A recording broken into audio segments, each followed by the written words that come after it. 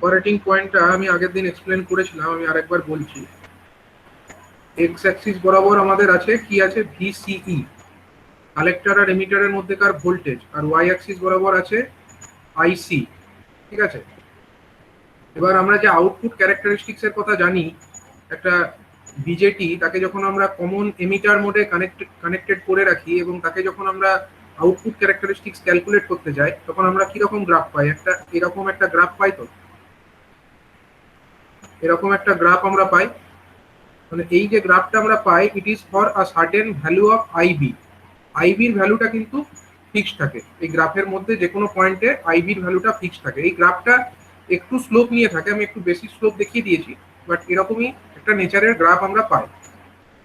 এটা হয়ে গেল কি, এটা হয়ে গেল আমাদের output characteristics, IB is equal to constant. ঠিক আছে, এই যে গ্রাফ আমরা যখন পাচ্ছি, তখন আমাদের এই ডিউ কোর্সের মধ্যে আইবিটাকে আমাকে কি রাখতে হচ্ছে, আইবিটাকে আমাকে কনস্ট্যান্ট রাখতে হচ্ছে। ঠিক আছে, এবার হলো আমরা যে আউটপুট ক্যারেক্টারিস্টিক্স পেলাম, তার সঙ্গে আমরা আরেকটা লোড লাইনও ড্র করতে পারি। লোড লাইন আমরা কিভাবে পাবো না, আমরা লোড লাইনের ক্ষেত্রে ইকুয়েশনটা আমাদের হচ্ছে ভিসিই, কালেক্টর আর এমিটারের মধ্যেকার যে ভোল্টেজ, সেইটা হচ্ছে কত না ভিসিসি। আগের দিনের ছবিটা দেখে নিও, ভিসিসি মাইনাস কত আছে, আইসি ইন্টু আরসি। ভিসিসি মাইনাস আইসি ইন্টু আরসি, যেখানে আইসিটা কি, আইসি হলো কালেক্টর কারেন্ট, এবং আরসি বা আরএল বলতে পারি আমরা। যদি আমরা লোড রেজিস্ট্যান্সকে আরএল বলি তো আরএল, আর যদি আরসি বলতাম তাহলে আরসি লিখতাম। আমি এখানে আরএল লিখলাম। ঠিক আছে, এবার এইটাকে রিঅ্যারেঞ্জমেন্ট করে আমরা একটা ইকুয়েশন এরকম পেতে পারি।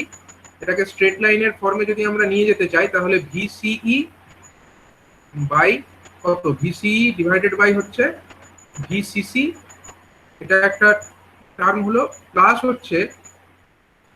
হচ্ছে কত না আইসি ডিভাইডেড বাই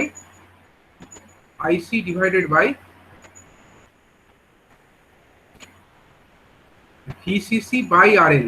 এটাকে রিঅ্যারেঞ্জমেন্ট করে এরকম লিখতে পারবে, ভিসিসি বাই আরএল এরকম ভাবে লেখা গেল, ইকুয়াল টু ওইদিকে কত থাকবে, ইকুয়াল টু ওইদিকে থাকবে আমার 1, ইকুয়াল টু হচ্ছে 1।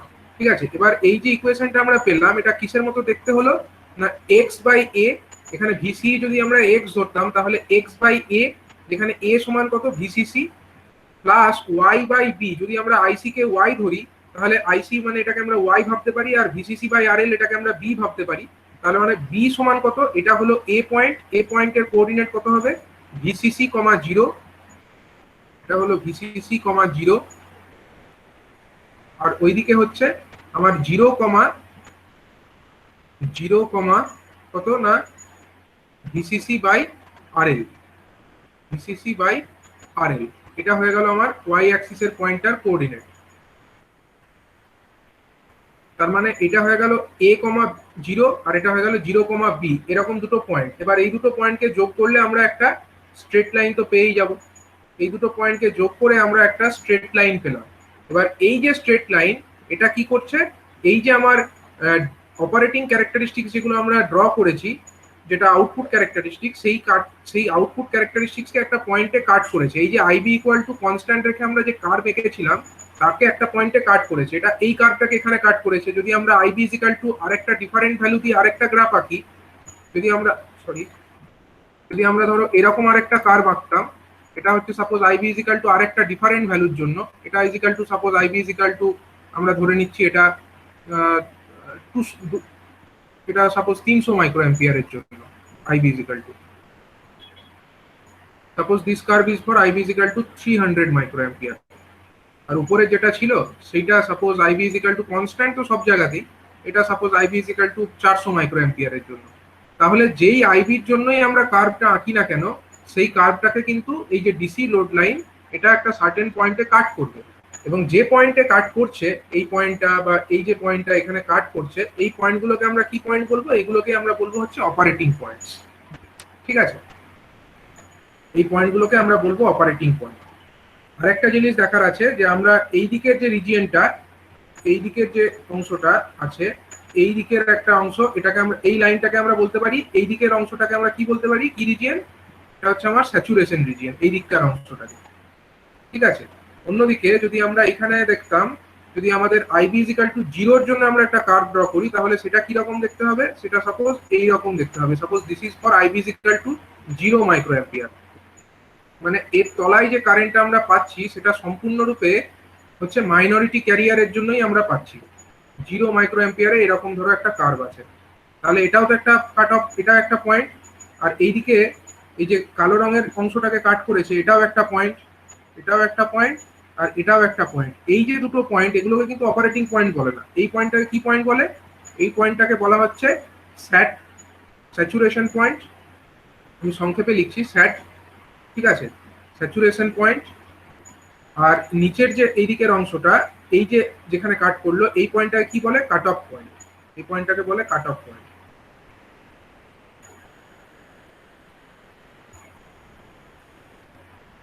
এটা আমরা ক্যারেক্টারিস্টিক্স থেকে পেয়েছিলাম। হলো স্যার। হ্যাঁ, তাহলে স্যার অ্যাকচুয়ালি তাহলে অপারেটিং পয়েন্টটা কি মানে সিগনিফিকেন্ট করছে? অপারেটিং পয়েন্ট দেখো, এই যে আমার বিভিন্ন আইবির জন্য আমরা বিভিন্ন অপারেটিং পয়েন্ট পাচ্ছি, ঠিক আছে। আমরা তো যখন একবার ট্রানজিস্টরটাকে অ্যাক্টিভ রিজিয়নে রাখবো, মানে আমরা ট্রানজিস্টরকে দিয়ে কোনো অ্যাম্পলিফিকেশনের কাজটা করব, তখন আমাদের উদ্দেশ্য হবে যেন এই যে অপারেটিং পয়েন্ট, এটা আমরা প্রথমেই সিলেকশন করে নেবো, ঠিক আছে। আমরা কোন জায়গায়, এটা তো একটা সার্টেন পয়েন্টই হবে না। যদি আইবির ভ্যালু ফিক্স থাকে, তাহলে বুঝতে পারছো ডিসি লোড লাইনের ভ্যালুও ফিক্সড, তাই তো। ভিসিসি বাই আরএল, আর এদিকে ভিসিসি, দুটোই তো ফিক্সড। তার মানে এই লাইনটাও ফিক্সডই থাকবে। আর এই যে আমার আইবি, সেটাও হচ্ছে একটা নির্দিষ্ট আইবির জন্য যদি আমরা অপারেটিং মানে ভিসির সঙ্গে আইসির কার্ভ দেখি, সেটাও একটা ফিক্সড স্ট্রেট লাইনই হবে। তার মানে অপারেটিং পয়েন্টও একটা একটা নির্দিষ্ট পয়েন্টই হওয়ার কথা। তো যখন আমরা এটাকে অ্যাম্পলিফায়ার হিসাবে কাজে লাগাবো, আমাদের প্রথমে একটা অপারেটিং পয়েন্ট সেট করে নিতে হবে, যে এটা হচ্ছে আমাদের অপারেটিং পয়েন্ট। এবং আমাদেরকে দেখতে হবে যখন আমরা কাজটা করছি, অ্যাম্পলিফিকেশনের কাজটা করছি, দেখতে হবে যেন অপারেটিং পয়েন্টটা শিফট না করে যায়। মানে অপারেটিং পয়েন্টটা আছে এখানে, সেটা যদি এইখানে চলে যায়, এটা হয়ে গেল শিফটিং। যদি ধরো এইখানে চলে এলো অপারেটিং পয়েন্ট, এইখানে চলে এলো, কি অপারেটিং পয়েন্ট এইখানে চলে এলো, এগুলো কিন্তু ডিজায়ারেবল নয়। আমরা চাইবো যে অপারেটিং পয়েন্ট যেটা আছে সেটাকে ফিক্সড রাখতে হবে during the course of operation. এটাই হলো এর সিগনিফিকেন্স, যে এটাকে ফিক্সড রাখাটাই হলো একটা ট্রানজিস্টরকে অ্যাম্পলিফায়ার হিসাবে যখন আমরা কাজ করব, তখন এইটাকে ফিক্সড রাখাটা হলো একটা অন্যতম আমাদের উদ্দেশ্য, ঠিক আছে। এটা হচ্ছে কন্ডিশন। তো আমরা এর আগের দিন যেটা আলোচনা করছিলাম, আমি এই অংশটা আরেকবার দেখে নেব। এটা আগের দিন আমি যেটা বলেছিলাম যে রিকোয়ারমেন্ট অফ বায়াসিং নেটওয়ার্ক, যে বায়াসিং করা হচ্ছে তার কি কি দরকার আছে না। প্রথমত হচ্ছে zero signal collector current proper থাকতে হবে, এটা আমি আগের দিন এক্সপ্লেন করেছি। নেক্সট হচ্ছে যে ensuring VCE not falling below 0.5 volt for germanium transistor and 1 volt for silicon transistor at any instant. এটাও আমি এক্সপ্লেন করেছি যে একটা আউটপুট ক্যারেক্টারিস্টিক্স ড্র যখন করব, তখন আমাদেরকে দেখতে হবে যে এদিকে ভিসিই আছে আর ওদিকে হচ্ছে আইসি আছে, ঠিক আছে। এদিকে ভিসিই আর ওদিকে হচ্ছে আইসি। সেই অবস্থাতে আমাদেরকে দেখতে হবে এইরকম তো আমরা একটা কার্ভ পাই, এরকম একটা কার্ভ ধরো পাচ্ছি। তো এই অংশটাকে আমরা কি রিজিয়ন বলি? এই অংশটা হচ্ছে আপ টু দিস হচ্ছে স্যাচুরেশন রিজিয়ন। এবং আমাদেরকে দেখতে হবে যে যেটুকু অংশের মধ্যে ভিসিইর সঙ্গে আইসিটা লিনিয়ারলি ভ্যারি করে, ভিসিইর ভ্যালু যেন তার থেকে বেশি হয়। মানে ভিসিইর ভ্যালু এই ভিসি স্যাটের থেকে বেশি হতে হবে। এবং ভিসি স্যাটের ভ্যালুটা কত? It is should be greater than equal to 0.5 volt for germanium and should be greater than 1 volt for silicon transistor. Should be greater than equal to 1 volt for silicon.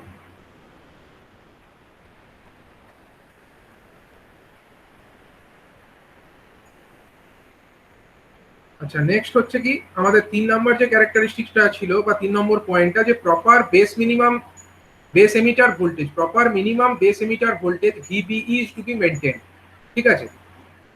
Proper minimum base emitter voltage to be maintained. The minimum VBE for germanium, এই যে VBE যেটা বলা হচ্ছে, VBE এর value কত হতে হবে? যদি এটা একটা জার্মেনিয়াম তৈরি ট্রানজিস্টর হয়, সেক্ষেত্রে হতে হবে 0.5 ভোল্ট, আর 0.7 ভোল্ট হতে হবে কার ক্ষেত্রে? যদি এটা সিলিকনের তৈরি ট্রানজিস্টর হয়। যদি আমরা ইনপুট ক্যারেক্টারিস্টিক্স এর কথা ভাবি, তাহলে আমার এক্স অ্যাক্সিস বরাবর কি থাকে? VBE থাকে, আর ওয়াই অ্যাক্সিস বরাবর হচ্ছে আমাদের IB থাকে, ঠিক আছে। VBE আর ওয়াই অ্যাক্সিস বরাবর হচ্ছে আমাদের IB। এবং তাদের যে কার্ভটা আমরা পাই সেই কার্ভটা কেমন থাকে না, প্রথমে এটা অলমোস্ট জিরো থাকে, তারপরে একটা সার্টেন ভ্যালু থেকে এটা ক্রমশ বাড়তে শুরু করে। তো এই যে ভ্যালুটা, এই ভ্যালুটার এটার মানে যে ম্যাগনিটিউড, এটা কত হবে, এর থেকে অন্তত ভিবি এর ভ্যালুটা বেশি হতে হবে এইটুকুর থেকে। তাহলে ভিবি এর ভ্যালু কত থেকে বেশি হতে হবে, should be greater than 0.5 volt, should be greater than 0.5 volt. কার জন্য? ফর হচ্ছে জার্মেনিয়াম। আর যদি এটাকে দেখতে হয় সিলিকনের ক্ষেত্রে it should be greater than 1 volt, sorry 1 নয়, সরি এটা হচ্ছে 0.7 ভোল্ট ফর সিলিকন,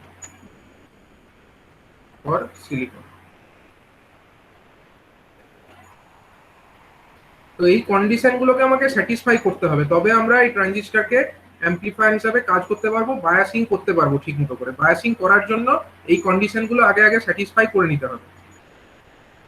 নেক্সট আমরা যে টপিকটায় আসবো সেটার নাম হচ্ছে স্টেবিলিটি ফ্যাক্টর। ঠিক আছে, স্টেবিলিটি ফ্যাক্টর মানেটা কি? তো যখন আমরা ট্রানজিস্টরকে একটা অ্যাম্পলিফায়ার হিসাবে ব্যবহার করব, তখন অপারেটিং পয়েন্টটা শিফট হবে কেন? এটা শিফট হবে কেন?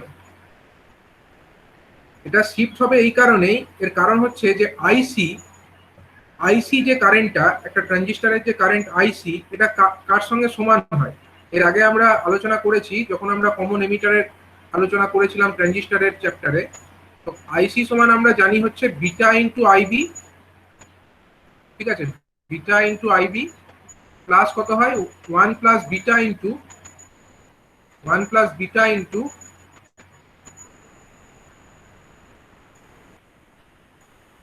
আইসিবিও আমরা জানতাম, সেটাকে আমরা আইসিবিও না লিখে এখানে সাপোজ এটাকে আমরা আইসিও লিখছি। ঠিক আছে, collector to emitter current under base open condition, collector to base current under emitter open condition. ঠিক আছে, এটা হচ্ছে আমাদের আইসিও লিখলাম, এটা হচ্ছে আইসির এক্সপ্রেশন।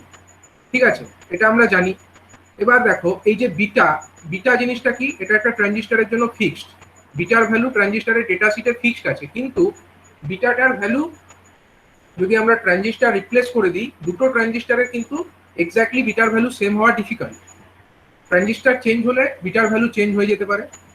আরেকটা কি আছে, এখানে একটা প্যারামিটার আছে দেখো আইসিও, যেটা কিনা হচ্ছে লিকেজ কারেন্ট। এই যে লিকেজ কারেন্ট, এটা কিসের উপরে ডিপেন্ড করে? এটা হচ্ছে টেম্পারেচারের উপরে ডিপেন্ড করে। এবার কোনো কারণবশত যদি টেম্পারেচার বাড়ে, যেটা খুব স্বাভাবিক, যখন ট্রানজিস্টর চলবে তখন তো একটা হিট জেনারেট হবে, পাওয়ার ডিসিপেট হবে, মানে হিট জেনারেট হবে, এবং হিট জেনারেট হওয়া মানে টেম্পারেচার বাড়বে।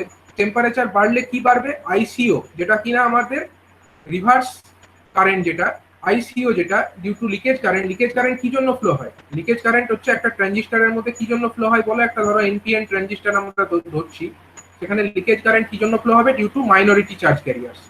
ধরো এটা একটা ট্রানজিস্টরের ছবি আমি আঁকলাম, এদিকটা ধরো এন টাইপ, এটা হলো আমার পি টাইপ মাঝের অংশটা, আর এটা হচ্ছে এন।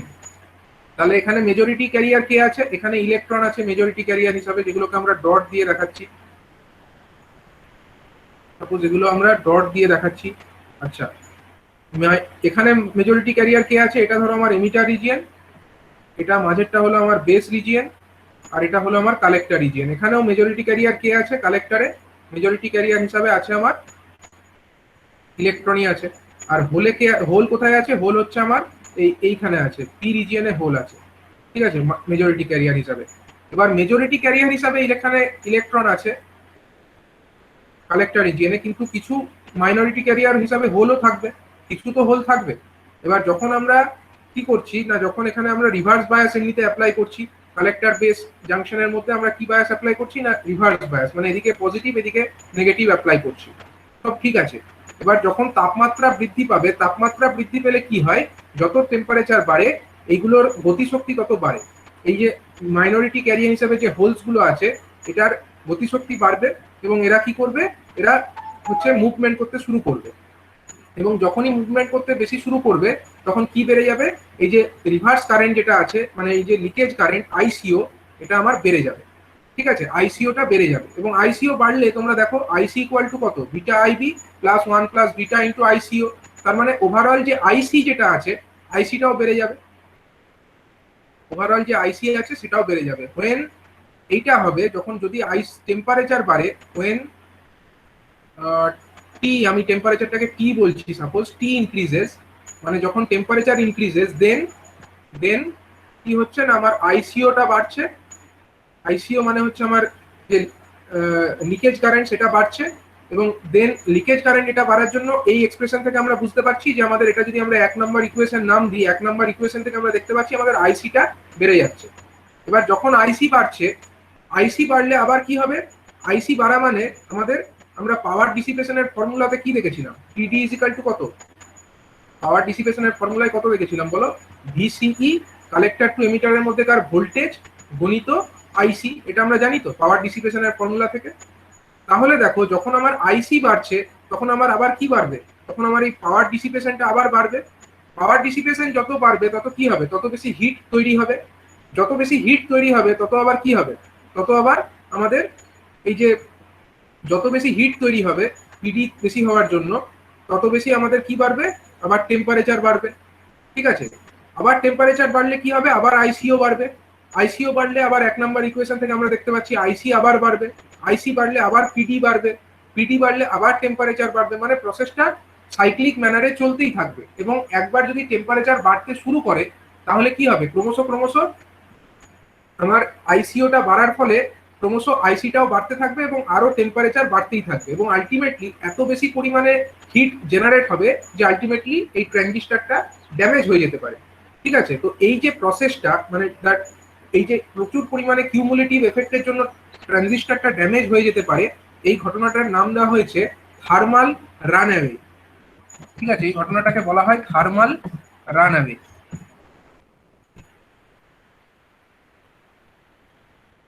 কাকে থার্মাল রানঅ্যাওয়ে বললাম, যদি টেম্পারেচার বৃদ্ধি পায় during the operation of transistor, তার মানে আইসিও বাড়ে, অর্থাৎ লিকেজ কারেন্ট বাড়ে। লিকেজ কারেন্ট বাড়লে ট্রানজিস্টরের কালেক্টর কারেন্ট বৃদ্ধি পায়। কালেক্টর কারেন্ট বৃদ্ধি পেলে পাওয়ার ডিসিপেশন বৃদ্ধি পায়।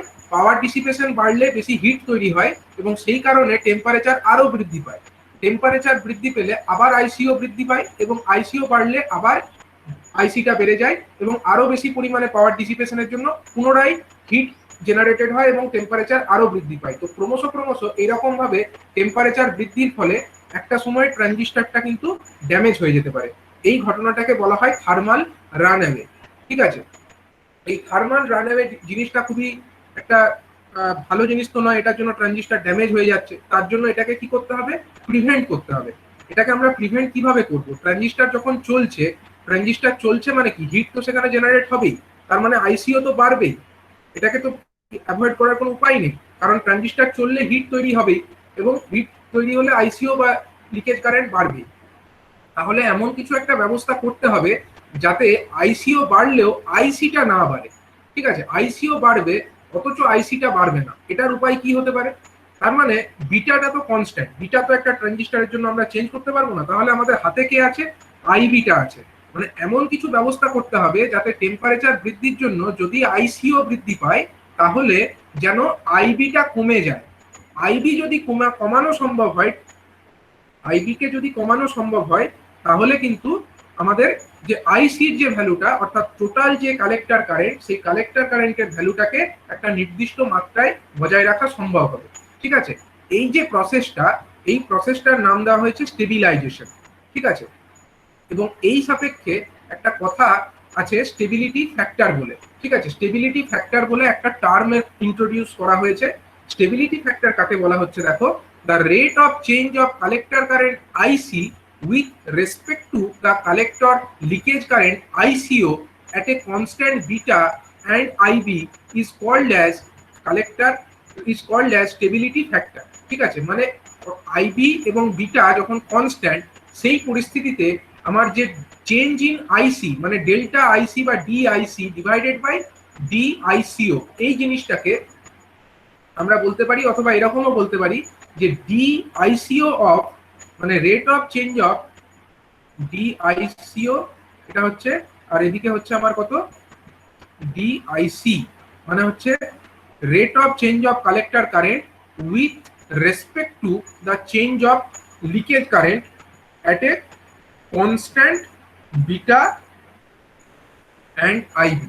ঠিক আছে, বিটা এবং আইবি কিন্তু এই সময়ে আমায় কনস্ট্যান্ট রাখতে হবে, এইটা কনস্ট্যান্ট থাকবে এই পরিস্থিতিতে আমার rate of change of collector current with respect to ICO, এটাকে আমরা কি নাম দিচ্ছি, এটাকে আমরা নাম দিচ্ছি হচ্ছে স্টেবিলিটি ফ্যাক্টর, যেটাকে এস দিয়ে ডিনোট করা হয়, ঠিক আছে, এস। এবং এই স্টেবিলিটি ফ্যাক্টরটা দেখো যত একের থেকে কম হবে, মানে যত ছোট হবে তত কিন্তু ভালো।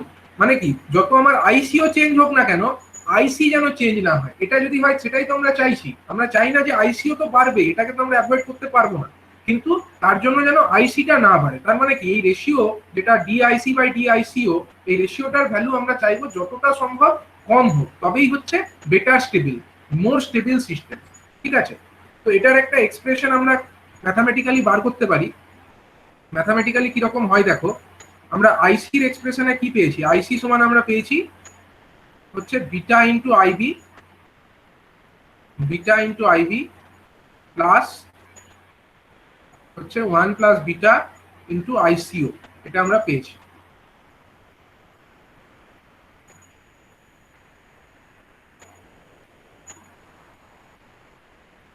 এবারে আমরা কি করব, আমরা বার করতে চাই কি না, ডিআইসি বাই ডিআইসিও আমরা বার করতে চাই। তাহলে আমাকে কিসের রেসপেক্টে ডিফারেন্সিয়েট করতে হবে, আমাদেরকে ডিফারেন্সিয়েট করতে হবে উইথ রেসপেক্ট টু আইসিও। আমরা কি করলাম না, ডিফারেন্সিয়েট করলাম, ডিফারেন্সিয়েটিং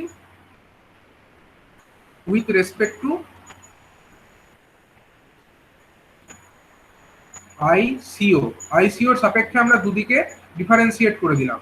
তাহলে বাঁ দিকে কি পাবো বলো, বাঁ দিকে আমরা পাবো ডিআইসি বাই ডিআইসিও পাবো, ডিআইসি বাই ডিআইসিও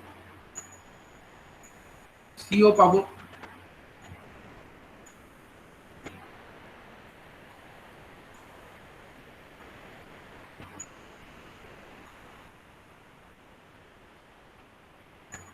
এটা ইজিক্যাল টু আমরা কত পাচ্ছি, আমরা পাচ্ছি হচ্ছে বিটা ইন্টু ডিআইবি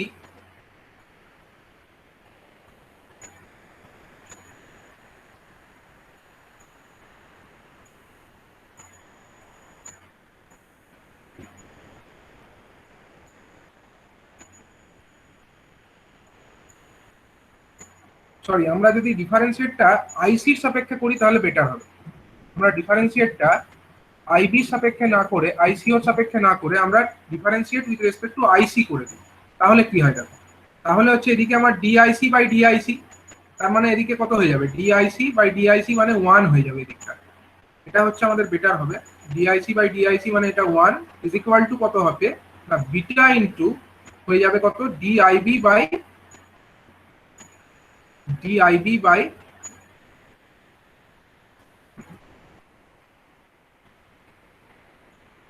এটা হয়ে যাবে ডিআইসি, এটা হলো প্লাস কত হয়ে যাবে না, 1 প্লাস বিটা, এটা তো কনস্ট্যান্ট, 1 প্লাস বিটা বাইরে থাকবে, 1 plus beta is constant, into DICO by DIC, DICO by DIC.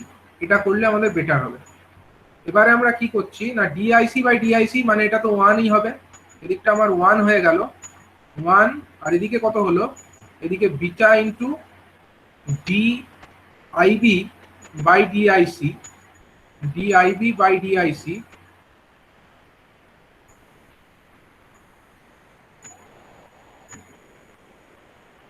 Plus 1 plus beta into 1 plus beta into কত না, ডিআইসিও ডিভাইডেড বাই ডিআইসি। এটা আমরা পেয়ে গেলাম, দুদিকে আমরা আইসির সাপেক্ষে ডেরিভেটিভ করলাম। এবারে আমরা কি বার করতে চাই, ডিআইসি, আমাদের এক্সপ্রেশনটা কত, আমাদের এক্সপ্রেশন হলো ডিআইসি বাই ডিআইসিও, এটা আমাকে ক্যালকুলেট করতে হবে, মানে এটাকে আমাকে উল্টে দিতে হবে। সেটা কিভাবে উল্টাবো না, এইরকম করে আমি নেক্সট পেজে করি, নেক্সট পেজে করলে আমরা এরকম দেখতে পাবো যে আমরা এইদিকে এটাকে রাখলাম 1 plus beta into DIB DICO by DIC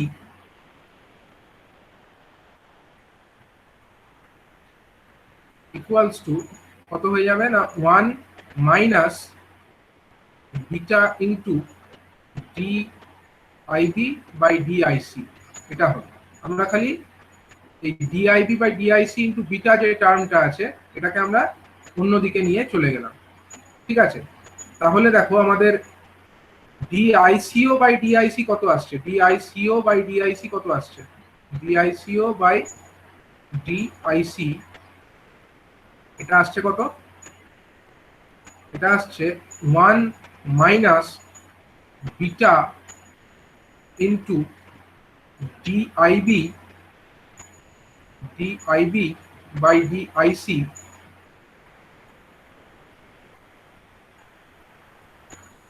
divided by 1 plus beta. কিন্তু এটা আমাদের স্টেবিলিটি ফ্যাক্টর নয়, আমাদের স্টেবিলিটি ফ্যাক্টরের ভ্যালু কত আছে, ডিআইসি বাই ডিআইসিও। তার মানে আমাকে এটাকে উল্টে দিতে হবে। তার মানে আমরা এটাকে যদি উল্টে দিই তার মানে এটা কত হয়ে যাবে, DIC by DICO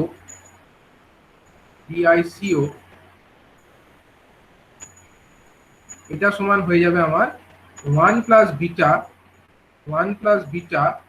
divided by 1 minus beta into DIB by DIC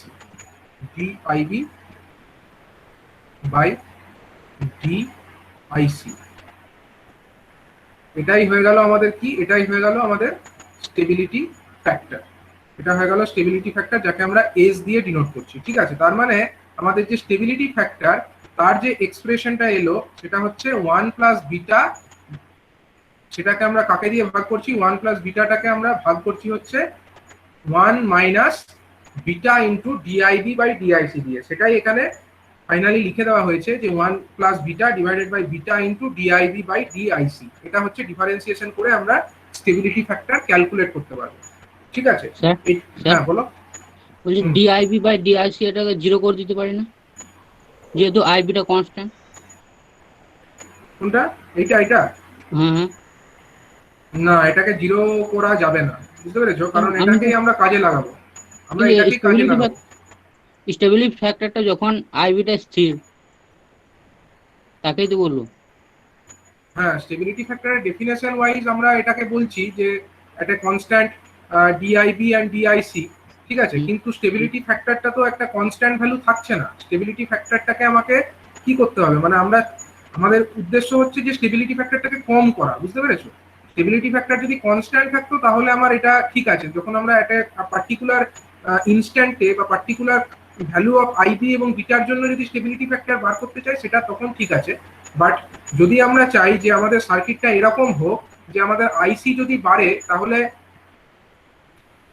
যদি আমাদের আইসিটা বাড়ে তাহলে যেন আমাদের আইবিটা কমে, আমরা যদি এরকমটা চাই তখন তো আমাদেরকে এটাকে নিয়েই কাজ করতে হবে না। তখন আমাদের উদ্দেশ্যটা হবে যে আমাদের আইবিটাকে কম করা, সেটা আমরা দেখব। ঠিক আছে, তার জন্য এটাকে আমরা 0 করতে পারবো না। ব্যাপার হচ্ছে যে আমাদেরকে কি করতে হবে, দেখো এবার মানে এই জিনিসটাকে আমাকে যতটা সম্ভব কম করতে হবে। এই যে এস এর ভ্যালু আমরা পেলাম 1 প্লাস বিটা ডিভাইডেড বাই হচ্ছে 1 minus beta multiplied by DIB by DIC, এই জিনিসটাকে আমাকে যতটা সম্ভব কম রাখার চেষ্টা করতে হবে, বুঝা গেল? এটাকে আমাকে কম রাখতে হবে, মানে যত কম রাখবো তত আমার কি, তত হচ্ছে ডিআইসি বাই ডিআইসিও কম। ডিআইসি বাই ডিআইসিও যদি কম হয় এর মানেটা কি, যদি আমার ডিআইসি বাই ডিআইসিও এই জিনিসটা কম হয়, এই কথার মানেটা কি? এই কথার মানে হলো যে আমার যদি ডিআইসিও যদি বাড়েও তাহলেও ডিআইসি খুব একটা বাড়বে না। ঠিক আছে, যদি এর ভ্যালুটা আমার স্মল থাকে। ঠিক আছে, এর ভ্যালু যদি আমাদের স্মল হয়, এস যেটার ভ্যালু যদি 1 এর থেকে কম হয়, 1 এর থেকে কম হওয়ার মানেটা কি, যদি আমার চেঞ্জ ইন ডিআইসিও অনেকটা হয় তাহলেও কিন্তু ডিআইসি খুব একটা বেশি বাড়বে না, এবং ডিআইসি যদি খুব একটা বেশি না বাড়ে তাহলে তাপমাত্রা খুব একটা বেশি বৃদ্ধি করতে পারবে না বা বাড়বে না। ঠিক আছে, তো এটাই হচ্ছে আমাদের ইউটিলাইজেশন, এই স্টেবিলিটি ফ্যাক্টর এটাকে কম রাখার এটাই হলো আমাদের সুবিধা, যে আমরা যদি কোনো কারণবশত টেম্পারেচার বাড়ে তার জন্য যদি ডিআইসিও বাড়ে সে কারণে কিন্তু আইসিটা খুব একটা বাড়বে না, এবং সেই কমান্ডারটাকে রেগুলেট করবে কে না, আইবিটা কমে গিয়ে এটাকে রেগুলেট করবে। তো এবার হচ্ছে এই যে স্টেবিলিটি ফ্যাক্টর আমরা অলরেডি জেনে নিলাম, আমরা এর আগে বায়াসিং সম্পর্কে জেনেছি। তো এবার আমরা আলোচনা করব হচ্ছে যে বায়াসিং যে টেকনিক সেইগুলো কি কি উপায়ে করা যেতে পারে, বায়াসিংটা করার কি কি প্রসেস আমাদের থাকতে পারে। তো প্রথমেই আমরা দেখব যে প্রথম যে ধরনের বায়াসিং সেটা হচ্ছে ফিক্সড বায়াস সার্কিট। ঠিক আছে, ফিক্সড বায়াস সার্কিট। নেক্সট আমরা দেখবো হচ্ছে base bias with emitter feedback. Next হচ্ছে base bias with collector feedback and voltage divider biasing. এই ধরনের বায়াসিং গুলো সম্পর্কে আমরা আলোচনা করব। ঠিক আছে, এবার এই যে বায়াসিং, এগুলোকে আমি আগের দিনই বলেছি, আমরা যে এর আগে সার্কিট ড্র করতাম সেখানে আমরা কি দেখাতাম, দুটো ব্যাটারি দেখাতাম কি না। একটা কমন এমিটারের সার্কিট, ধরো কমন এমিটারের সার্কিট, তারপর এরকম একটা কমন এমিটারের সার্কিট, সেখানে আমরা কি করতাম, যদি আমরা কোনো সিগন্যালকে অ্যাম্পলিফাই করতে চাইতাম তো এখানে আমরা সিগন্যালটাকে লাগাতাম, ঠিক আছে, এবং এখানে আমরা একটা ব্যাটারি লাগাতাম, আবার ওইদিকে আরেকটা ব্যাটারি আমরা লাগাতাম।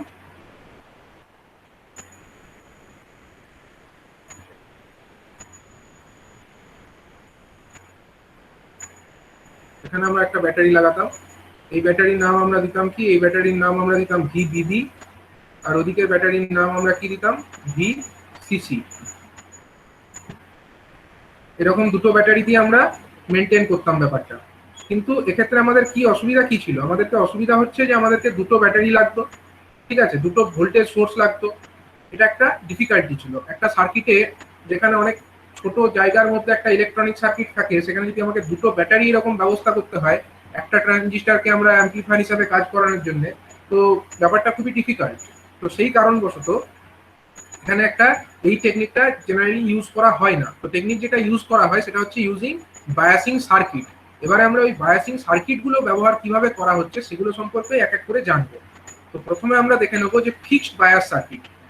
ফিক্সড বায়াস সার্কিটে কিরকম থাকছে, এটা হলো একটা ফিক্সড বায়াস সার্কিট, ঠিক আছে। তো দেখো এখানে কিন্তু ভোল্টেজ সোর্স মানে এই একটাই ভোল্টেজ দেখানো আছে, এটাই হলো একটাই ব্যাটারি, VCC একটাই ব্যাটারি, দ্বিতীয় কোনো ব্যাটারি কিন্তু তোমরা এখানে দেখতে পাবে না, ঠিক আছে।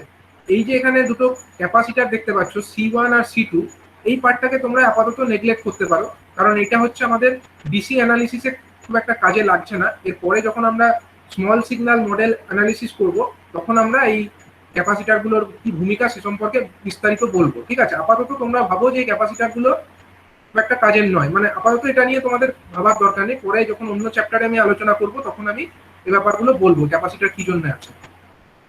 তো দেখো এখানে যে মেন সার্কিট সেটাতে কি আছে, মেন সার্কিটের মধ্যে আমার এখানে হচ্ছে একটা ব্যাটারি আছে VCC, ঠিক আছে। এখানে কি আছে, এটা হলো একটা রেজিস্টার RC, যার অ্যাক্রসে আমরা লোডটা কালেক্ট করতে, মানে এটাই হচ্ছে আমার অ্যাকচুয়ালি লোড রেজিস্টার, যেটা আমরা RC বলছি, এটাই অ্যাকচুয়ালি আমাদের কি না লোড রেজিস্টার। আচ্ছা, এখানে আমার এটা হচ্ছে ট্রানজিস্টারটা, ট্রানজিস্টারের কালেক্টর টার্মিনালে লোড রেজিস্ট্যান্স লেগে আছে। অন্যদিকে আমার যে এমিটার টার্মিনালটা আছে, এমিটার টার্মিনালটা গ্রাউন্ডের সঙ্গে কানেক্টেড আছে, ঠিক আছে। অন্যদিকে এই যে VB মানে বেস টার্মিনাল, যেটা বেস টার্মিনালটা দেখো একটা রেজিস্টার RB এর মাধ্যমে জুড়ে আছে, কার সঙ্গে, VCCর সঙ্গে জুড়ে আছে, ঠিক আছে, VCCর সঙ্গে এটা জুড়ে আছে। মানে এখানে কি হলো, বেসটাকেও আমরা বায়াসিং করলাম। কিভাবে বায়াসিং করলাম না, এই যে আমার VCC যে ব্যাটারিটা আছে তার মাধ্যমে এই RB রেজিস্টারে কানেক্ট করে আমরা বেসটাকে বায়াসিং করলাম, মানে বেসের যে পোটেনশিয়াল সেটাও কিন্তু বেশি হবে ইন কম্প্যারিজন টু এমিটার। আমি একটু ডিটেলস এটাকে এখানে ড্র করছি।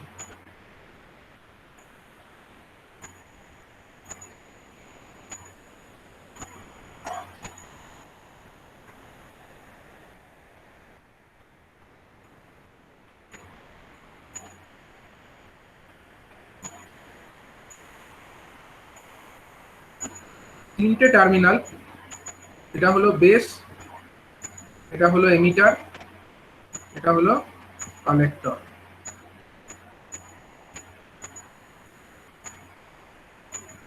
এবারে আমার উদ্দেশ্যটা কি আছে, উদ্দেশ্য হচ্ছে আমাকে বেসকে ফরওয়ার্ড বায়াস করতে হবে। এটা কি ধরনের ট্রানজিস্টর বলো, এটা হলো আমার NPN টাইপের ট্রানজিস্টর। বেস হচ্ছে আমাদের কি টাইপের, P টাইপের, আর এমিটার এবং কালেক্টর দুটোই হলো N টাইপের, এটা NPN টাইপের ট্রানজিস্টর, তাই তো। তাহলে আমাকে কি করতে হবে, কালেক্টরকে আমাকে কি বায়াস করতে হবে, কালেক্টর টার্মিনালটা আমার কি টাইপ, N টাইপ, তাহলে ওখানে আমাকে ব্যাটারির কি টার্মিনাল লাগাতে হবে, পজিটিভ টার্মিনাল।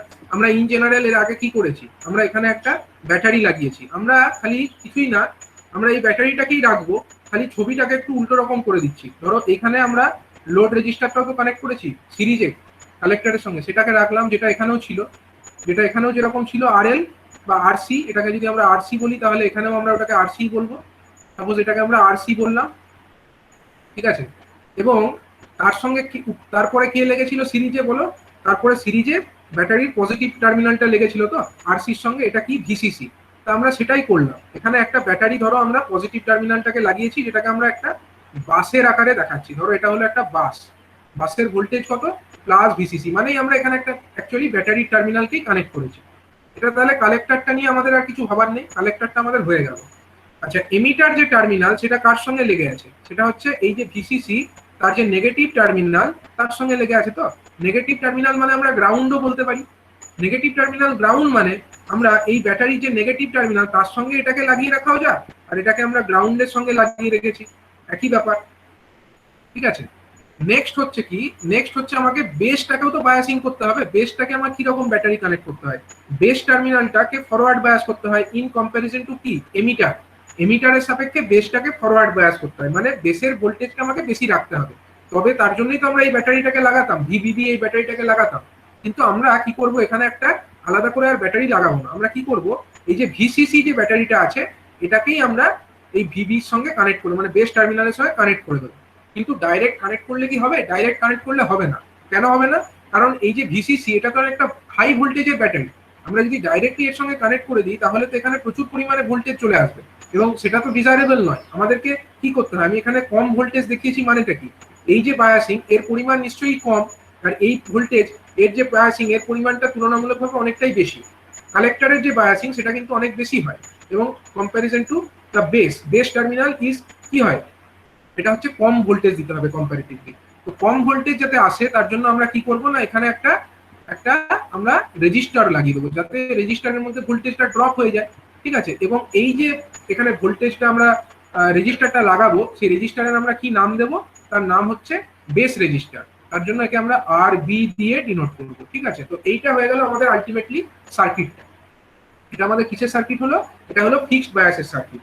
এবারে যদি আমরা এখানে কোনো এসি সিগন্যাল অ্যাপ্লাই করতে চাইতাম, এসি সিগন্যাল যদি আমরা অ্যাপ্লাই করতে চাইতাম তবে আমাকে এখানে একটা এসি সিগন্যাল সোর্স অ্যাপ্লাই করতে হতো। তোমরা এটাকে এখানে নাও দেখাতে পারো, তোমরা এইটুকু সার্কিটই ড্র করবে, ঠিক আছে। যদি তোমাদেরকে বলে যে show the diagram of the fixed bias, ঠিক আছে, ফিক্সড বায়াস সার্কিট, তোমরা এইটুকুই ড্র করবে, তোমাদেরকে ক্যাপাসিটরটা ড্র করারও দরকার নেই, ঠিক আছে। ক্যাপাসিটরটা কি?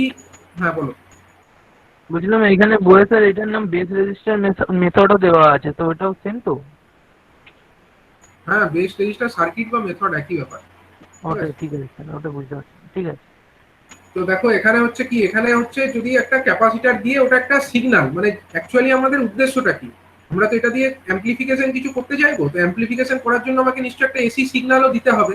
এসি সিগন্যাল মানে কি, একটা ধরো এসি সিগন্যালের এরকম সোর্স আছে, সেই যে এসি সিগন্যাল সোর্স যেটা আছে সেটাকে তো আমার কোথাও লাগাতে হবে। কোথায় লাগাবো? আমরা বেসে লাগিয়ে দেবো, এবং বেসে লাগানোর সময় আমরা একটা থ্রু ক্যাপাসিটর লাগাবো, ঠিক আছে। অনুরূপভাবে কালেক্টর থেকে তো আমরা এখানে আউটপুটটা পাবো, সেখানে আমরা আউটপুটটা নেবো কিভাবে? এখানে একটা থ্রু একটা ক্যাপাসিটর দিয়ে আমরা এখান থেকে কালেক্টরটা থেকে আউটপুটটা কালেক্ট করবো, ঠিক আছে। এখানে আমরা ভিও, যেটা আমাদের আউটপুট আমরা নিতে চাই সেটা নেবো, আর এখানে আমরা ভিআই দেবো, ঠিক আছে। যদিও আমাদের এই ডিসি অ্যানালিসিস যখন আমরা বায়াস অ্যানালিসিস করছি আমাদের এটা নিয়ে ভাবার দরকার নেই, এটাকে আমরা পরবর্তী চ্যাপ্টারে বিস্তারিত আলোচনা করব, ঠিক আছে।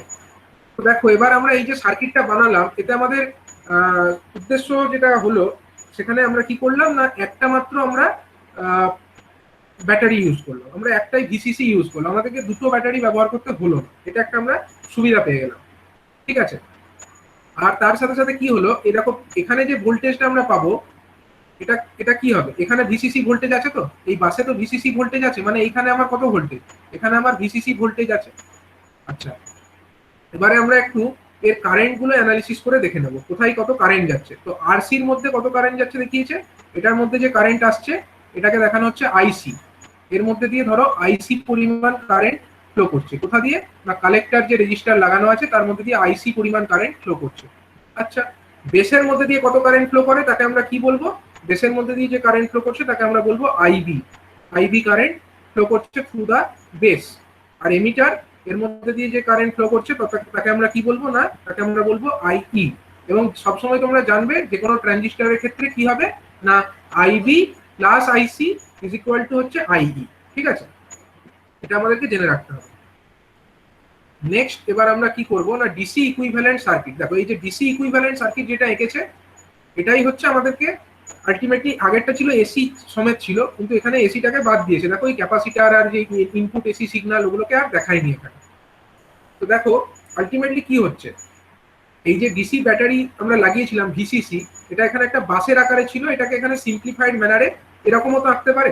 মানে এইটাকে একটা সেপারেট দেখিয়ে দিল, এই যে ক্যাপাসিটারের মধ্যে দিয়ে, সরি ক্যাপাসিটার নয় আরসির মধ্যে দিয়ে একটা এলো, এটা এখানে আমার ভোল্টেজ কত আছে, ভিসিসি ভোল্টেজ আছে, এই বাসের ভোল্টেজ যেটা ভিসিসি সেটা।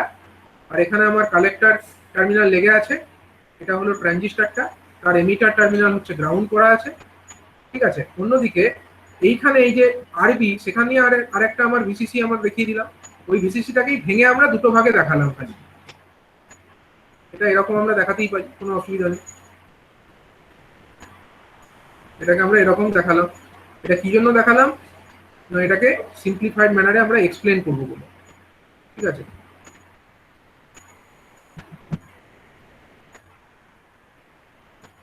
এটা হয়ে গেল আমাদের বিজেটিটা।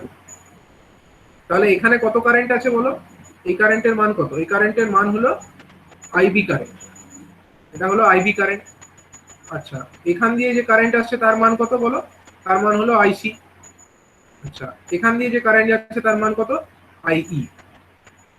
এবার যদি আমরা এই সার্কিটের অ্যানালিসিস করি, আমরা এই যে লুপটা, এই যে আমার লুপটা আছে, এই লুপটায় যদি আমরা কেভিএল অ্যাপ্লাই করি তাহলে আমরা কি পাবো বলো। এই যে সবুজ রং দিয়ে আমি দেখালাম, এই লুপে যদি আমরা কেভিএল অ্যাপ্লাই করি আমরা কি লিখতে পারি, আমরা লিখতে পারি এখান দিয়ে যখন কারেন্টটা ফ্লো হচ্ছে আইবি কারেন্ট, তাহলে এখানে এদিকটা পজিটিভ নিশ্চয় আর এদিকটা নেগেটিভ, তাহলে এখানে ভোল্টেজ ড্রপ কত হবে বলো তো, একটা রেজিস্টার আরবি তার মধ্যে দিয়ে আইবি কারেন্ট ফ্লো হচ্ছে, তাহলে ভোল্টেজ ড্রপ কত, আরবি ইন্টু আইবি, ঠিক কিনা। আরবি হচ্ছে রেজিস্ট্যান্স গণিত আইবি, এটা হলো কারেন্ট, এটা একটা ভোল্টেজ ড্রপ, ঠিক তো। সেইটা প্লাস কত, প্লাস হচ্ছে এখানে ভোল্টেজ ড্রপ তো নেই, এই তার এটা, আর এইখানে যে আমার আছে বেস এবং এমিটার, এটা তো বেস টার্মিনাল আর এটা হলো আমার এমিটার টার্মিনাল, তাহলে বেস এবং এমিটারের মধ্যে এইটার একটা ভোল্টেজ ড্রপ আছে, সেই ভোল্টেজটাকে আমরা কি ভোল্টেজ লিখতে পারি, এটাকে আমরা লিখতে পারি V BE, base to emitter voltage.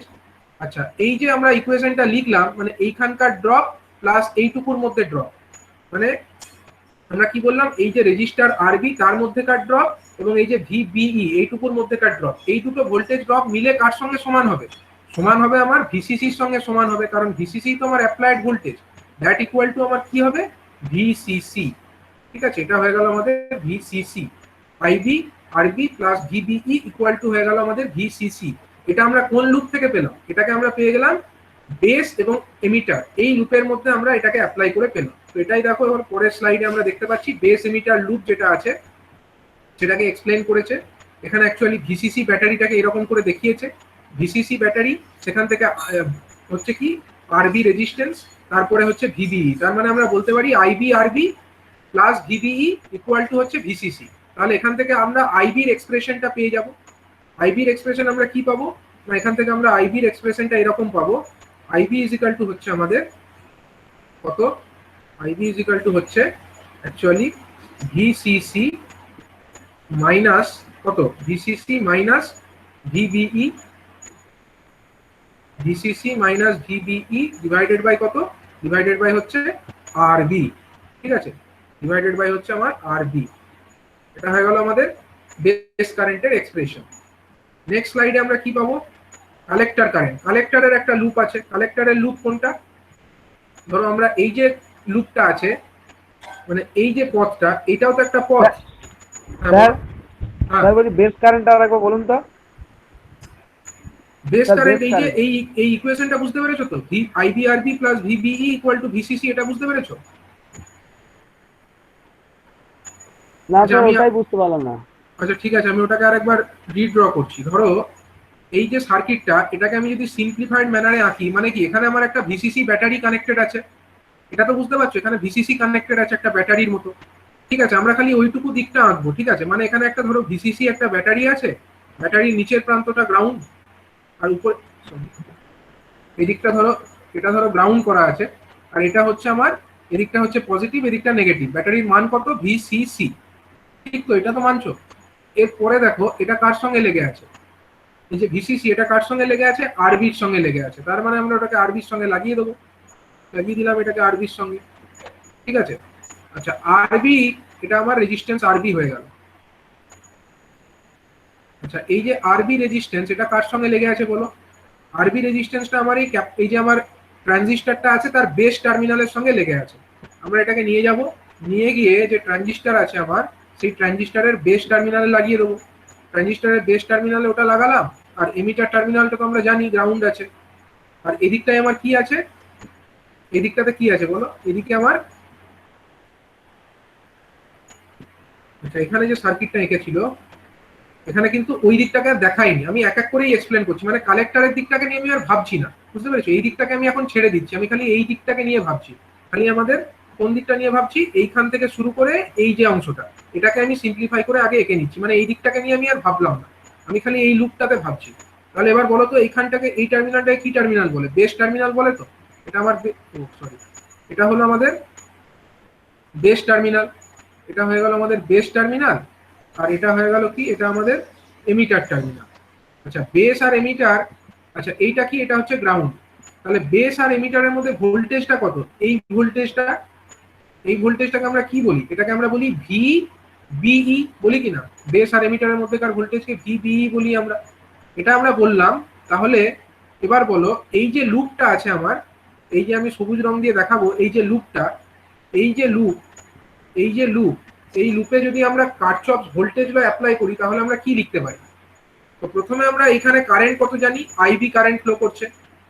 যদি আইবি কারেন্ট একটা রেজিস্টারের মধ্যে ফ্লো করে তাহলে আমরা কি লিখতে পারি, আইবি ইন্টু আরবি, কারশফসের ভোল্টেজ ল অনুযায়ী আমরা লিখতে পারি তো, আইবি ইন্টু আরবি, কেভিএল সেখান থেকেই লিখছি, আইবি ইন্টু আরবি। এটা এখানে ভোল্টেজ ড্রপ, মানে এদিকটা প্লাস আর এদিকটা মাইনাস, আবার এখানে কি বেসের দিকটা প্লাস এদিকটা মাইনাস, তার মানে এটাকে আমরা কি লিখবো, প্লাস ভিবিই, প্লাস হচ্ছে ভিবিই, এটা আমরা লিখতে পারি, বেস এমিটারের মধ্যে কতটা ভোল্টেজ ড্রপ হলো। আচ্ছা এইটাকে আমরা কি লিখতে পারি, এটাতে দেখো প্লাস থেকে মাইনাস, এটাও প্লাস থেকে মাইনাস, কিন্তু এটা কি হয়েছে, এটা মাইনাস থেকে প্লাসের দিকে গেছে, মানে কারশফসের ভোল্টেজ ল অনুযায়ী লিখলে এটাকে আমরা মাইনাস ভিসিসি লিখবো, মাইনাস ভিসিসি ইকুয়াল টু 0, এটাই তো আমরা লিখবো। আমরা যদি প্লাস থেকে মাইনাসে গেলে প্লাস চিহ্ন দিই, এটাকে যদি আমরা প্লাস আইবি বলি, প্লাস আইবি আরবি বলি, প্লাস থেকে মাইনাসে গেলে যদি আমরা এটাকে প্লাস ভিবিই বলি, তাহলে মাইনাস থেকে প্লাসে গেলে নিশ্চয়ই আমরা মাইনাস ভিসিসি বলবো, এটা আমরা কেভিএল থেকেই বলতে পারি। তাহলে এই ইকুয়েশন থেকেই আমরা আইবির ভ্যালুটা পেয়ে যাব, আমরা ভিসিসিটাকে উল্টো দিকে নিয়ে চলে যাব, তাহলে লিখতে পারি তো আইবি ইন্টু আরবি সমান কত, আইবি ইন্টু আরবি সমান আমরা লিখতে পারি হচ্ছে ভিসিসি মাইনাস কত, VCC minus V B, sorry VCC minus হচ্ছে ভি বিই, এটা আমরা লিখতে পারি। এটা আমরা লিখে ফেললাম, এটাকে আমরা যদি লিখে ফেলি তাহলে আইবি সমান আমরা কত লিখতে পারি বলো, আইবি সমান আমরা লিখতে পারছি যে আমার আইবি সমান হচ্ছে VCC divided by, sorry VCC minus V BE divided by whole divided by RB, VCC minus V BE whole divided by হচ্ছে আমাদের কত না আই আরবি, এটা হয়ে গেল আমাদের বেস কারেন্টের ম্যাগনিটিউড। ঠিক আছে, এটা আমরা কোন লুপ থেকে পেলাম, এটা হলো আমাদের বেস এমিটার লুপ, কারণ আমরা বেসকে নিয়েছি আর এমিটার নিয়েছি, কালেক্টরটাকে নিয়ে আমরা এখন কনসিডার করিনি, তাহলে এটা আমাদের হয়ে গেল বিই লুপ বা বেস এমিটার লুপ, এটা হয়ে গেল বেস এমিটার লুপ। ঠিক আছে, বেস এমিটার লুপে আমরা কেভিএল অ্যাপ্লাই করে আমরা এই ইকুয়েশনটা পেয়ে গেলাম। এবারে আমরা বেসটাকে ছেড়ে দেবো, বেস এমিটার লুপটাকে আমরা ছেড়ে দেবো, নেক্সট আমরা কালেক্টর এমিটার লুপ নিয়ে আলোচনা করব। ঠিক আছে, কালেক্টর এমিটার লুপটা আমরা পাচ্ছি কোথা থেকে, দেখো এই যে আমার কালেক্টর, এটা তো আমার কালেক্টর টার্মিনাল, আর এদিকে আমার কি আছে, এমিটার, তার মানে আমরা এই দিকটাকে আর ভাববো না, আমরা খালি এই পথটাকে নেবো, এই যে হলুদ রং দিয়ে দেখানো হয়েছে এই পথটাকে আমরা নেবো। আমরা এটাকে ভালো করে একটু এঁকে নিই, যেরকম আমরা ওখানে আঁকলাম কালেক্টর এমিটার লুপ। তাহলে দেখো কালেক্টর টার্মিনালে আমার কে লেগে আছে, কালেক্টর টার্মিনালে আমার একটা রেজিস্ট্যান্স লেগে আছে, এবং রেজিস্ট্যান্সের এই যে আমার কালেক্টর টার্মিনাল সেখানে আমার রেজিস্ট্যান্স লেগে আছে এবং আরেকটা ভিসিসি লেগে আছে। তাহলে প্রথমে আমরা একটা ভিসিসি ব্যাটারিকে নেব, আমাদের একটা ব্যাটারি নিতে হবে ভিসিসি, ধরো আমরা একটা ব্যাটারি নিয়ে নিলাম ভিসিসি, ব্যাটারির অন্য টার্মিনালটা কি আছে, গ্রাউন্ড করা আছে। তাহলে এই ব্যাটারির মান কত, এর মান হলো আমার ভিসিসি। আচ্ছা, ভিসিসি ব্যাটারিটা কার সঙ্গে লেগে আছে? প্রথমে হচ্ছে আমার একটা রেজিস্টারের সঙ্গে লেগে আছে। রেজিস্টারের মান কত? আরসি। আরসি রেজিস্টারের সঙ্গে আমার লেগে আছে। তাহলে আমরা আরসি রেজিস্টারকে এখানে দেখালাম। ঠিক আছে, আরসি রেজিস্টারের পরে আরসি রেজিস্টারের অপর প্রান্তটা কোথায় লেগে আছে দেখো। আরসি রেজিস্টারের যে অপর প্রান্তটা আমার কালেক্টরের সঙ্গে লেগে আছে। কালেক্টর মানে এই ট্রানজিস্টরের টোটাল জিনিসটা। এখানে কালেক্টরও আছে, এমিটারও আছে, বেসও আছে। তো লেগে আছে কার সঙ্গে? কালেক্টরের সঙ্গে। আমার কালেক্টরের সঙ্গে লেগে আছে।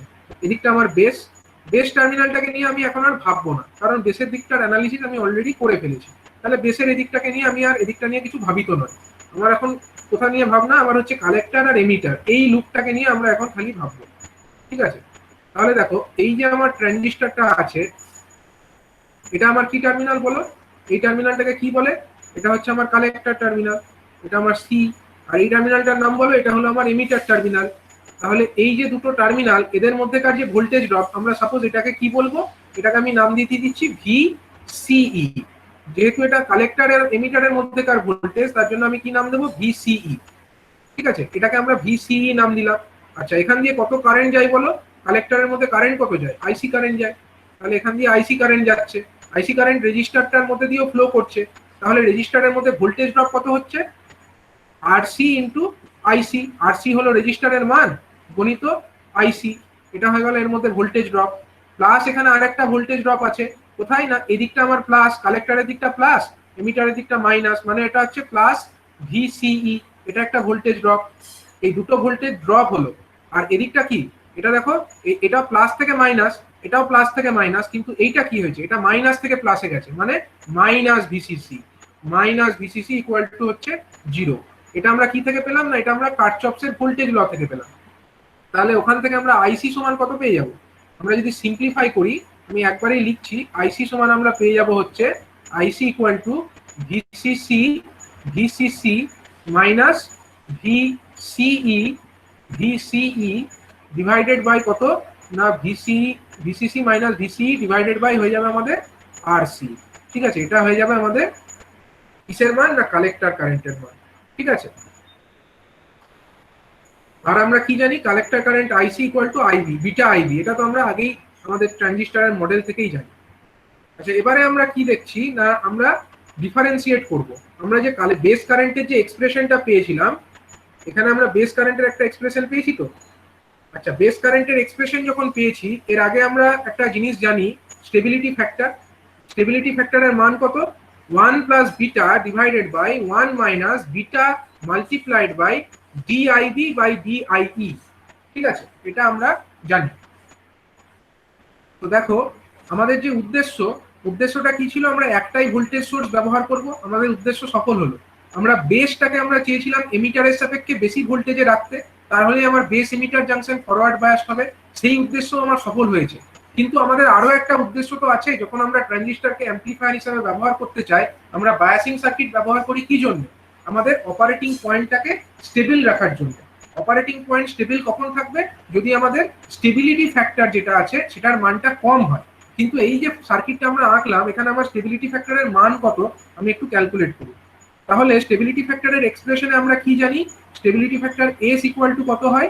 এস ইকুয়াল টু হয় আমার বিটা প্লাস 1 ডিভাইডেড বাই হচ্ছে কত না 1 minus beta multiplied by DIB by DIC. এটা হয়তো ডিআইবি বাই ডিআইসি, এটা আমরা জানি। এবার এখানে আমরা দেখো বেস কারেন্টের একটা এক্সপ্রেশন এরকম পেয়ে গেছি। এই এক্সপ্রেশনে কোথাও আইসি দেখতে পাচ্ছ? আমরা যদি দুদিকে আইসির সাপেক্ষে ডেরিভেটিভ করে দিই, তাহলে আমরা কি পাবো? DIB by DIC. আমার তো ওইদিকে আইসি নেই। আমরা যদি এদিকে ডিআইবি বাই ডিআইসি করি, তাহলে আমরা কত পাবো বলতো? আমরা আইসির সাপেক্ষে ডেরিভেটিভ করছি, কিন্তু আমার ডান দিকটায় যে এক্সপ্রেশন আছে, এখানে আমার আদৌ আইসি আছে কি? কনস্ট্যান্ট আছে। ভিসিসিও কনস্ট্যান্ট, ভিবিও অলমোস্ট কনস্ট্যান্ট, এবং আরবিও কনস্ট্যান্ট। তার মানে আমরা 0 পাচ্ছি, 0। তাহলে ডিআইবি বাই ডিআইসি সমান 0। তাহলে এই এক্সপ্রেশনে আমার ডিআইবি বাই ডিআইসি যদি 0 হয়, তাহলে আমাদের স্টেবিলিটি ফ্যাক্টরের মান কত হচ্ছে? এখান থেকে আমরা কি লিখতে পারি? এস ইকুয়াল টু কত? এস ইকুয়াল টু দেখো 1 প্লাস বিটা উপরে থাকছে ডিভাইডেড বাই 1 মাইনাস 0। 1 মাইনাস 0 মানে নিচের পার্টটাকে আমরা 1ই ধরতে পারি, কারণ এই জিনিসটা তো 0 হয়ে যাচ্ছে না।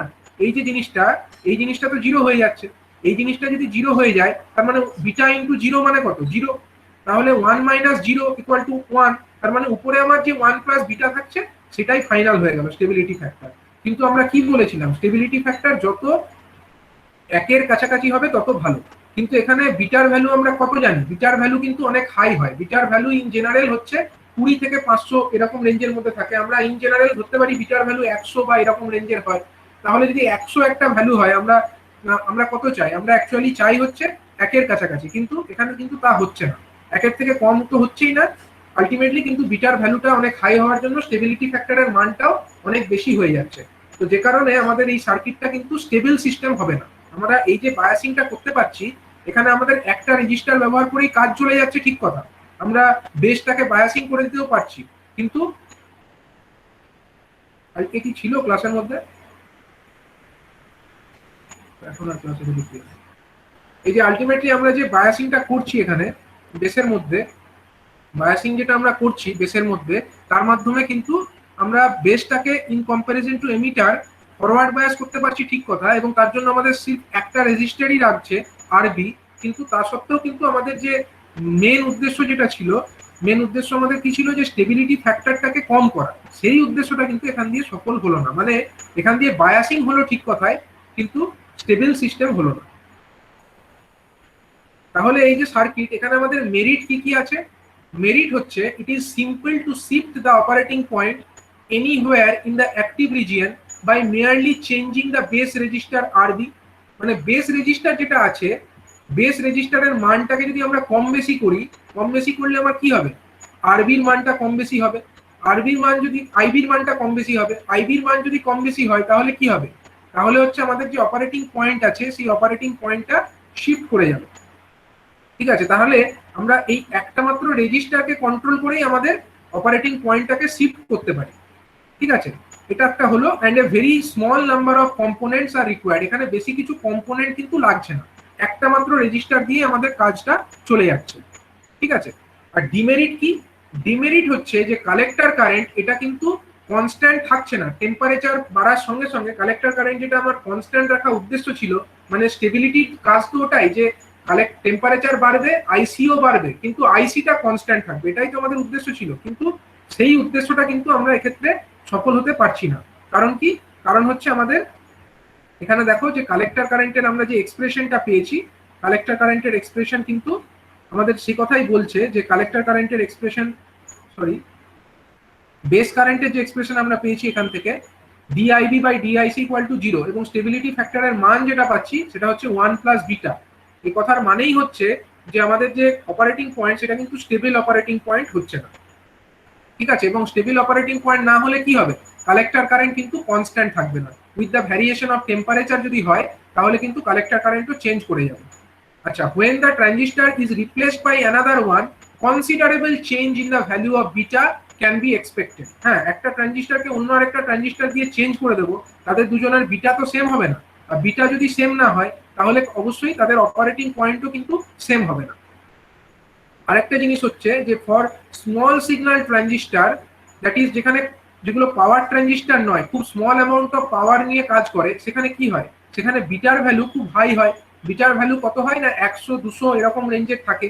তাহলে এইরকম যে রেঞ্জের যদি আমার বিটার ভ্যালু থাকে, সেখানে আমাদের স্টেবিলিটি ফ্যাক্টরের ভ্যালু কত? Beta plus 1। ঠিক আছে, বিটা প্লাস 1 যদি স্টেবিলিটি ফ্যাক্টর হয় তাহলে কত হচ্ছে? বিটা প্লাস 1 মানে এখানে স্টেবিলিটি ফ্যাক্টর এর জন্য 101 হবে আর এর জন্য 201 হবে। তাহলে বুঝতে পারছো স্টেবিলিটি ফ্যাক্টরের মানটা অনেক হাই হচ্ছে। এবং এখানে বলা হচ্ছে to ensure absolute stability of the amplifier A stability factor of 25 is preferred. মানে একের কাছাকাছি হলে তো খুবই ভালো, যদি 25-এর অন্তত কম হয় তবেই একমাত্র আমরা সেগুলোকে অ্যাম্পলিফায়ার হিসাবে কাজ করার জন্য কনসিডার করতে পারি। ঠিক আছে, তাহলে আমরা বলতে পারি যে এই যে আমার বেস রেজিস্টার মেথড, যে বায়াসিং মেথডটা আমরা বললাম, সেটা একটা কম খরচের মাধ্যমে হচ্ছে, ঠিক কথায়, কিন্তু এই মেথডটা কিন্তু খুব একটা ভালো মেথড নয় যখন আমরা ট্রানজিস্টরটাকে অ্যাম্পলিফায়ার হিসাবে ইউজ করতে চাইছি। কেন ভালো মেথড নয়? কারণ হচ্ছে এই সিস্টেমে বায়াসিং যে আমরা করছি তার মাধ্যমে আমাদের যে স্টেবিলিটি ফ্যাক্টরের মানটা কিন্তু অনেক বেশি হাই হচ্ছে। ঠিক আছে, যে কারণে এই সিস্টেমটা কিন্তু খুব একটা এফেক্টিভ নয়। তার জন্য দেখো এর ব্যবহার কোথায় হয় না, due to this above inherent drawbacks, fixed bias is rarely used in linear circuits, that is those circuits which use the transistor as a current source। যেখানে আমরা ট্রানজিস্টরটাকে লিনিয়ার সার্কিটে ইউজ করতে চাই বা অ্যাম্পলিফায়ার হিসেবে ইউজ করতে চাই, সেখানে কিন্তু এইরকম আমাদের ফিক্সড বায়াস সার্কিট ব্যবহার করা হয় না। মূলত এই ধরনের যে ফিক্সড বায়াস সার্কিট, এটা কখন ইউজ করা হয়, যখন আমরা ট্রানজিস্টরকে সুইচ হিসাবে ব্যবহার করতে চাই, মানে অ্যাম্পলিফায়ার হিসাবে ব্যবহার করতে চাই না, সেইখানে আমরা এই ধরনের বায়াসিং মেথড ফলো করতে পারি। ঠিক আছে, তো এটা আমাদের প্রথম ধরনের যে বায়াসিং মেথড অর্থাৎ ফিক্সড বায়াস মেথড, সেই সম্পর্কে আমরা আলোচনা করলাম। পরবর্তী দিনগুলোতে আমরা এই যে আরো বিভিন্ন রকমের বায়াসিং টেকনোলজি গুলো আছে সেগুলো সম্পর্কে বিস্তারিত আলোচনা করব। ঠিক আছে, বলো কারো ডাউট আছে কিছু? হ্যাঁ, ট্রানজিস্টর অ্যাক্টিভ এলিমেন্ট। ট্রানজিস্টর, হ্যাঁ ট্রানজিস্টরে যেহেতু ভিবিই যেটা আছে না, ভিবিই মানে একটা ভোল্টেজ সোর্স, বুঝতে পেরেছো? তার জন্য এটাকে আমরা অ্যাক্টিভ এলিমেন্ট বলবো। ভিবিই মানে ধরো কত হয়, 0.7 হয় না একটা এর ক্ষেত্রে। আমাদের যদি সিলিকন ট্রানজিস্টর হয় তাহলে ভিবিই মান হচ্ছে 0.7 ভোল্ট। তার মানে এটা একটা ভোল্টেজ তৈরি করতে পারে, ভিবিই মানে একটা ভোল্টেজ তৈরি করতে পারে, সে কারণে আমরা এটাকে একটা অ্যাক্টিভ এলিমেন্ট বলতে পারি। ঠিক আছে।